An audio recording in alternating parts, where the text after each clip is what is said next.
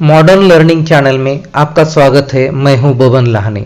यदि आपको वीडियो पसंद आता है तो लाइक कीजिए, शेयर कीजिए और कमेंट कीजिए और चैनल को सब्सक्राइब करना मत भूलिए।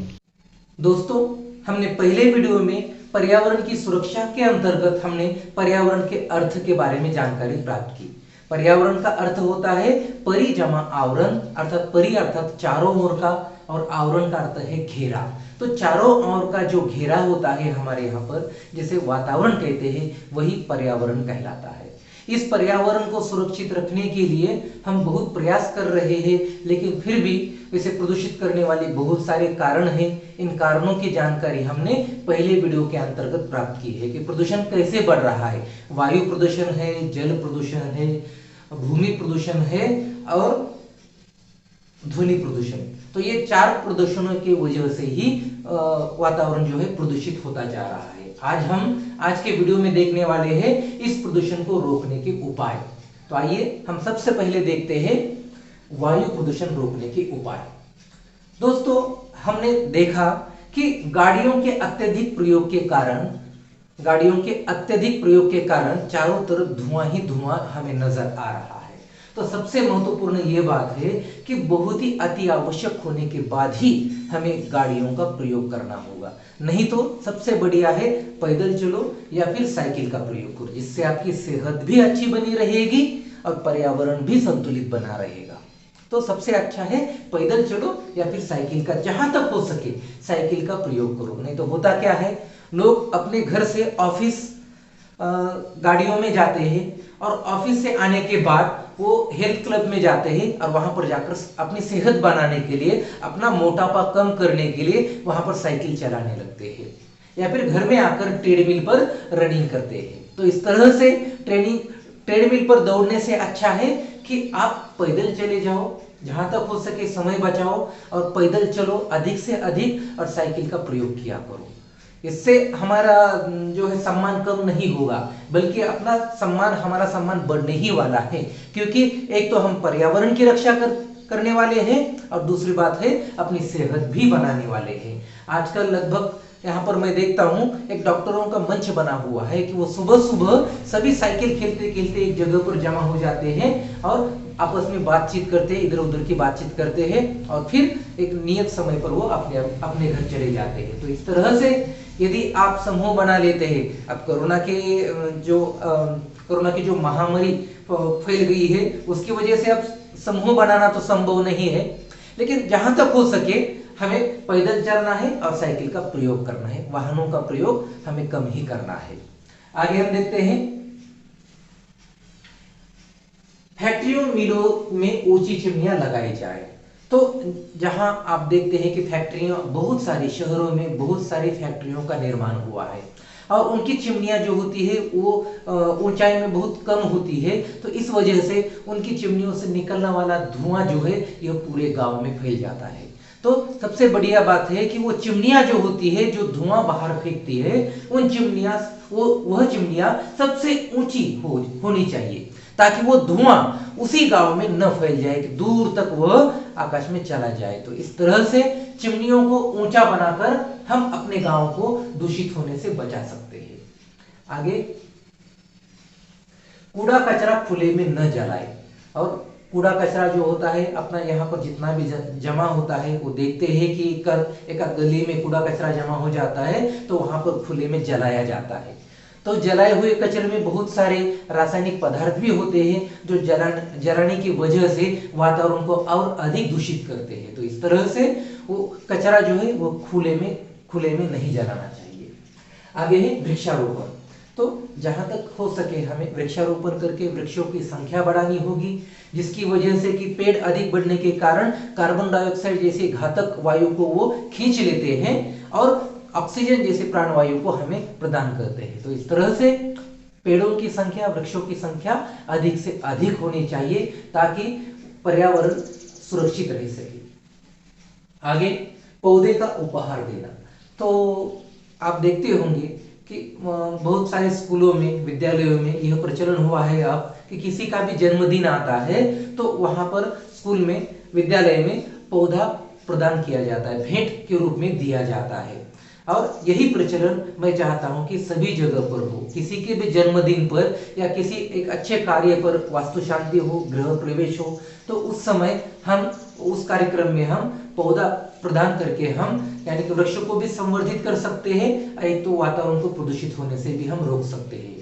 तो इस तरह से ऐसे कार्यक्रमों में पौधे का हमें उपहार देना चाहिए और इस तरह से हम पेड़ों को भी बढ़ावा दे सकते हैं और उनकी संख्या अपने आप बढ़ सकती है। अब हम देखेंगे अगले प्रदूषण को, ध्वनि प्रदूषण रोकने के उपाय। पिछली बार हमने देखा था कि कौन कौन से कारण हैं ध्वनि प्रदूषण के, अब हम देखेंगे उसे रोकने के उपाय। तो सबसे महत्वपूर्ण है, जो भी अपने घर में, कार्यालयों में या दुकानों में टेलीविजन है, रेडियो है, बाद में होम थिएटर है, सीडी प्लेयर है, ये चलाए जाते हैं। यहाँ तक कि ऑटो और ट्रैक्टर में भी ये स्पीकर लगाए जाते हैं, गाने वहां पर बजाए जाते हैं और उनकी ध्वनि की तीव्रता अत्यधिक होती है। उस कारण दूसरों की सुनने की क्षमता भी कम हो सकती है। तो जहां तक हो सके हमें आवाज को धीमी कर देना है, दूसरों को परेशानी न हो इसका हमें ख्याल रखना है। तो ये पहली बात हम कर सकते हैं। दूसरा है, आवश्यकता पड़ने पर ही हॉर्न बजाना चाहिए। अब आप देखते हैं कि बहुत सारे लोगों को जानबूझकर हॉर्न बजाने की आदत होती है। तो सबसे पहले ये आदत हमें बदलनी होगी। जब बहुत ही जरूरत होगी तभी हमें हॉर्न बजाना चाहिए। बहुत अत्यधिक भीड़ होने के कारण ही उसी समय हमें हॉर्न बजाना चाहिए, नहीं तो बिना कारण के हॉर्न नहीं बजाना चाहिए। जब रास्ते पर कोई नहीं है तो उस समय भी हम हॉर्न बजाते हुए चले जा रहे हैं और एक हॉर्न की एक मीठी सी आवाज हमें लगती होगी कि जो उस हॉर्न को बजाते जाते हैं, तो एक निश्चित क्रम में उसे बजाते जाते हैं, तो वो गलत होता है। तो इसलिए आवश्यकता पड़ने पर ही हमें हॉर्न बजाना चाहिए। आगे है, लाउड स्पीकर की आवाज पर नियंत्रण रखना चाहिए हमें। जो त्योहारों में, समारोहों में, उत्सवों में हम लाउड स्पीकर लगाते हैं, शायद शादी हो, जन्मदिन हो या कौन से भी धार्मिक त्योहार हो, तो उस समय जो हम लाउड स्पीकर लगाते हैं और तीव्र आवाज में हम गाने बजाते हैं या जो भी अपनी आवाज उसमें हम डालकर उस आवाज को प्रसारित करते हैं और उसे अत्यधिक तीव्र कर देते हैं, तो उसे हम रोक सकते हैं। तीव्रता आवाज की हम कम कर सकते हैं, आवाज को हमें कम रखना चाहिए जिससे कि लोगों के कानों को क्षति न पहुंचे। इसके बाद है 10 के बाद बस, अर्थात कुछ शहरों में रात के 10 बजे, कुछ शहरों में रात के 9 बजे से पहले या कुछ शहरों में रात के 11 बजे से पहले जो भी यहाँ पर सामाजिक कार्यक्रमों में, धार्मिक कार्यक्रमों में बैंड बाजे, ढोल या फिर जो भी स्पीकर बजाए जाते हैं उनको बंद करने की उन्हें बंद करने के लिए कहा गया है, मतलब टोटली उन्हें बैन कर दिया है। तो इस तरह से रात के 9 या 10 बजे या 11 बजे के बाद, ज्यादातर यह समय 10 बजे तक का ही है, बहुत से महानगरों में, नगरों में रात के 10 बजे के बाद किसी भी तरह के लाउड स्पीकर या फिर कुछ भी यानी कि बैंड बाजे बजने नहीं चाहिए। ये शासन की ओर से नियम लागू हो चुका है। तो इस तरह से हमें इस पर ध्यान देना होगा और 10 के बाद बस, तो इस तरह से हमें रात के 10 के बाद हमें कुछ भी शोरगुल नहीं करना चाहिए। आगे है, उत्सवों अवसरों पर अधिक शोरगुल न करें। तो जैसे कि हमारे यहाँ पर शादी ब्याह, जो भी उत्सव होते हैं, त्योहार होते हैं, उनमें अत्यधिक शोरगुल हमें नहीं करना चाहिए। तो सीमित, हमें थोड़ा सा नियंत्रित रखकर हमें अपने उत्सवों को मनाना चाहिए ताकि उससे दूसरों को क्षति न पहुंचे, दूसरों का नुकसान न हो। तो इस तरह से हम ध्वनि प्रदूषण को रोक सकते हैं कि जिसके छोटे छोटे बच्चों के जो आज सुनने की क्षमता कम होती जा रही है, कुछ लोग जन्म लेने के बाद बहरे भी बन रहे हैं, तो इसका कारण यही है। और दूसरी बात है कि जो दिवाली में पटाखे फोड़े जाते हैं तो उस पर तो आप पूरी तरह से प्रतिबंध लगाना चाहिए, क्योंकि दिवाली जो है यह प्रदूषण रहित दिवाली हमें मनानी चाहिए। दिए जलाकर हम दिवाली को हम मना सकते हैं। तो इस तरह से पटाखों को भी हमें फोड़ना नहीं है। तो इस तरह से ध्वनि प्रदूषण को हम रोक सकते हैं, साथ ही साथ वायु प्रदूषण भी अपने आप रुक जाएगा। आगे जल प्रदूषण रोकने के उपाय। तो सबसे पहले हमें गंदे पानी के निकास की उचित व्यवस्था करनी चाहिए। तो जो हमारे घर से गंदा पानी, मैला पानी बाहर जाता है, तो उस जाने वाले पानी की का जो निष्कासन है तो अच्छी तरह से उसका हमें निष्कासन करना चाहिए। मतलब हमें उसके नालों में या नदियों में उस पानी को नहीं छोड़ना है, बल्कि हमारे ही घर के आजू बाजू में बड़ा गड्ढा करके उसमें ईंटें, कोयला आदि कुछ न कुछ रेती वो डालकर वहां पर पानी उसी में हमें डालना चाहिए और पानी वहीं पर सीमित रह जाएगा। तो इस तरह से दूसरों को भी परेशानी नहीं होगी। दूसरी बात, खुले में मच्छर भी नहीं बैठेंगे। तो इस तरह से हमारा माहौल भी जो है, जो वातावरण है, यह सुरक्षित रहेगा, प्रसन्न रहेगा। इसके बाद मैले पानी को जल स्रोतों के पास न छोड़े। और जो भी मैला पानी होता है, कारखानों से, फैक्ट्रियों से निकलने वाला मैला पानी या अपने घरों से निकलने वाला, दफ्तरों से, कार्यालयों से निकलने वाला मैला पानी होता है, उसे जल स्रोतों के पास छोड़ा जाता है। अर्थात वो जो है पानी बहकर नदी या तालाब में जाकर मिल जाता है। तो हमें ऐसा नहीं करना होगा। जहां भी हमारे जल स्रोत है, चाहे वो अपना बोरवेल क्यों न हो या अपना कुआं क्यों न हो, तो उसके पास ये पानी बहकर नहीं जाना चाहिए। नहीं तो फिर वही पानी, गंदा पानी हमारे ट्यूबवेल में, बोरवेल में चला जाएगा और वही दूषित पानी हमें पीने को मिल जाएगा। तो इस तरह से वो पीने के पानी के आसपास मैले पानी को जाने नहीं देना चाहिए। आगे है, फैक्ट्रियों से निकलने वाले रसायन जो होते हैं वो भी हमें हमारे पानी को दूषित कर देते हैं। तो वो जो फैक्ट्रियों से निकलने वाले जो रसायन है उसे भी नदियों में नहीं मिलाना चाहिए। तो सीधा सीधा उस रसायन को, वो जो पाइपलाइन होती है वो नदी में छोड़ी जाती है। तो इस पर प्रतिबंध लगाना चाहिए और इसका एक अलग से व्यवस्था करनी चाहिए, अलग प्रबंध करना चाहिए। तो इस तरह से इस रसायन युक्त पानी को नदियों में तथा समुद्र में नहीं छोड़ना चाहिए। आगे, जल स्रोतों के पास कूड़ा कचरा जमा न करें। सबसे महत्वपूर्ण बात यह है कि जो भी जल स्रोत होते हैं, ज्यादातर मैंने देखा है, बहुत सारे गांवों में घूमकर मैंने यह देखा है कि गांव के बाहर जो भी नदी होती है, नदी के किनारे पर पूरे गांव का कचरा वहां पर लेकर वहां पर डाला जाता है। जब नदियों में अत्यधिक बाढ़ आती है तो वह कचरा अपने आप वहां उस नदी में बहकर चला जाता है। तो उनको भी लगता है कि चलो अपनी मुसीबत कम हो गई।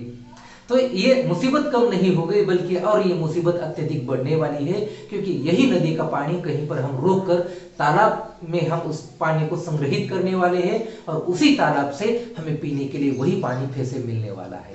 तो इस तरह से हमें नदी के पास या जो भी जल स्रोत है, तालाब है, उनके आजू बाजू में हमें कचरा नहीं डालना चाहिए।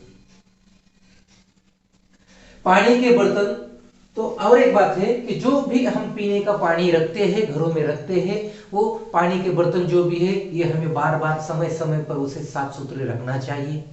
मटके में पानी रखते हैं तो कम से कम 15 दिन में या महीने में उस मटके को सूखा करना चाहिए, उसे पूरी तरह से सूखने देना चाहिए और फिर सूखने के बाद फिर से उसमें हम पानी डाल सकते हैं। तो इस तरह से एक दिन, जैसे कहते हैं ना कि ड्राई डे, तो इस तरह से वो पीने वाले का ड्राई डे नहीं, तो अपने घर में जो भी होते हैं वो सभी चीजें, बाथरूम जो भी होता है वो एक दिन हमें महीने में, कम से कम महीने में एक बार तो सूखा रखना चाहिए। तो निरंतर पानी बहने की वजह से यहाँ पर छोटे मोटे जो भी जीव जंतु है वो पनपते हैं और बीमारियां फैलती है। तो इस तरह से इस पानी को हमें साफ सुथरा रखना चाहिए, बर्तनों को भी स्वच्छ रखना चाहिए। और पानी में, पीने के पानी में क्लोरीन भी डालना चाहिए। यदि पीने का पानी उतना शुद्ध नहीं होता है अपना, तो उसमें हमें क्लोरीन डालना चाहिए कि जिसकी वजह से पानी में जो भी जन्म लेने वाले मच्छर है आदि जीव जंतु छोटे बड़े हैं जो हमें नुकसान पहुंचाते हैं, वो उसकी वजह से मर जाएंगे और हमें एक साफ सुथरा पानी मिल जाएगा। इसके बाद है, घर के पानी में मिट्टी दिखाई पड़े। यदि घर के पानी में थोड़ी सी गंदगी या मिट्टी, ज्यादातर बारिश के दिनों में ही ऐसा होता है कि जो महानगर पालिका से पानी यानी कि दूसरों तक पहुंचाया जाता है, तो उसमें से गंदा पानी आता है या उसमें मिट्टी आ जाती है। तो ऐसे समय पर उस पानी को संग्रहित कीजिए और उस पानी में फिटकरी का एक टुकड़ा घुमा दीजिए, जिसे आप मराठी में तुरटी कहते हैं, जो हम दाढ़ी करने के बाद भी अपने चेहरे को लगाते हैं, कि जिसकी वजह से हमें जलन नहीं होती है। तो ये फिटकरी का टुकड़ा पानी में घुमा दीजिए, जिसकी वजह से जो भी कचरा है पानी में नीचे बैठ जाएगा और हम ऊपर से साफ सुथरा पानी हम ले सकते हैं। तो इस तरह से पानी को भी हम स्वच्छ बना सकते हैं। तो इस तरह से हम पानी को प्रदूषण से बचा सकते हैं। अब हम आगे देखते हैं भूमि प्रदूषण रोकने के उपाय। सबसे पहले है कि जो भी हमारे घर में निकलने वाला कचरा होता है, वो कचरा हमारे घर में निकलने वाला अलग अलग तरह का होता है। एक तो गीला कचरा होता है, उसे हमें अलग से रखना चाहिए। दूसरा होता है सूखा कचरा, उसे भी अलग से रखना चाहिए। और तीसरी बात है, जब दाढ़ी किए हुए जो अपने ब्लेड वो रहते हैं तो उसे भी हमें अलग से रखने चाहिए और उसका विघटन भी अच्छी तरह से करना चाहिए। तो ये कचरा हमें अलग अलग रखकर, जो नगर पालिका की गाड़ी आती है कचरा इकट्ठा करने के लिए, उस गाड़ी में ही हमें उस कचरे को डालना है। उसमें भी ऐसे होता है कि यहाँ पर गीला कचरा डालना है, यहाँ पर सूखा कचरा डालना है, अस्पताल का कचरा यहाँ पर डालना है, तो जो रसायन युक्त कचरा होता है वो उसमें डालना है। तो इस तरह से उसमें वैसी व्यवस्था होती है, प्रबंध होता है। तो इस तरह से हमें कचरे को अलग अलग रखना चाहिए। कूड़े कचरे को खुले स्थान पर न फेंके। तो कूड़े कचरे को खुले स्थान पर नहीं फेंकना है। नहीं तो आपने यहाँ पर अपनी गली है और दूसरी जगह पर थोड़ी सी खुली जमीन है, तो हम अपने घर से निकालकर कचरा वहां पर डाल देते हैं और वहां पर पूरी तरह से कचरा इकट्ठा होता रहता है। तो इस तरह से हमें अपने घर को छोड़कर घर के बाहर हमें गंदगी नहीं फैलानी है। तो इस तरह से हमें हमारा ये पूरा जो भी एरिया है, अपना ये क्षेत्र जो भी है, ये अपना ही है ऐसा समझ लीजिए और उसे गंदा मत कीजिए। इसके बाद नगर पालिका की गाड़ी में ही कचरा हमें डालना है। ब्लेड तथा अस्पतालों से निकलने वाले कूड़े कचरे को अलग रखकर उसे एक अच्छी तरह से नष्ट करना है। तो जो भी अस्पतालों से कचरा निकलता है, जो भी मान लीजिए पट्टियां होती है, सिरिंज होती है प्लास्टिक की, सुइयां होती है, तो या फिर रेडियोधर्मी पदार्थ होते हैं, तो उनका भी विघटन अच्छी तरह से करना चाहिए कि जिससे दूसरों को क्षति न पहुंचे। इन चीजों को दूसरे कोई बच्चे उठाकर लेकर खेले नहीं, तो इस बात पर हमें ध्यान देनी चाहिए और इन्हें अच्छी तरह से नष्ट करना चाहिए। सभी कूड़े कचरे के लिए एक निश्चित स्थान होना चाहिए। और सबसे महत्वपूर्ण बात है कि सभी कूड़े कचरे के लिए एक निश्चित स्थान होना चाहिए और उसी स्थान में जाकर कचरे को बंद करके बंद जगह पर भट्टियों में उसे जलाना चाहिए, खुले में भी जलाना नहीं है। तो एक बंद भट्टी बनानी है और एक बंद भट्टी में उस कचरे का विघटन करना है। तो यह शहरों में नगर पालिका की ओर से ही यह काम होता है, तो ये उन्हीं की जवाबदारी है। तो हमें बस इतना ही करना है कि हमारा कचरा नगर पालिका की जो भी गाड़ी आती है कचरा इकट्ठा करने के लिए, उस गाड़ी में अपना कचरा वहां पर डालना है, खुले में नहीं डालना है। तो इस तरह से हम अपने पर्यावरण की रक्षा कर सकते हैं। निश्चित रूप से पर्यावरण की रक्षा करना हमारा परम कर्तव्य बनता है और आज से हम प्रण लेंगे कि हम हमारे पर्यावरण को प्रदूषित नहीं करेंगे। तो इस तरह से निश्चित रूप से हमारा योगदान हमारे देश के लिए, एक स्वस्थ देश के लिए हमारा योगदान निश्चित रूप से होना चाहिए कि हम हमारे देश को साफ रखेंगे, स्वच्छ रखेंगे और आगे से हम वातावरण को दूषित नहीं करेंगे। धन्यवाद दोस्तों, मिलते हैं अगले वीडियो में, तब तक के लिए धन्यवाद।